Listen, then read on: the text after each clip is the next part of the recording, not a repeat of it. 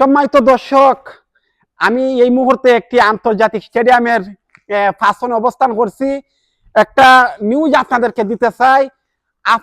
আপনারা যারা মা বাবা রয়েছেন, আপনারা ছেলে মেয়ে আছে, স্কুল শেষে ফুলার ফুরি হয়ে গিয়া লুগায় হয়ে গিয়া আড্ডা দেয়। আজকে এই আড্ডাখানে আমি আপনারা দেখাইমু।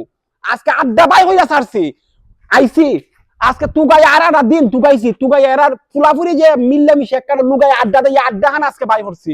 দীক্ষা যাওয়াইয়া দেখাইতাছি, আও দেহ অবস্থা দেহ ই সিবার মধ্যে আইয়া এরা কেমনে যে তুগায়া পাইলো, স্টেডিয়ামের পিছে ই রুমটা এরা কেমনে তুগায়া পাইলো।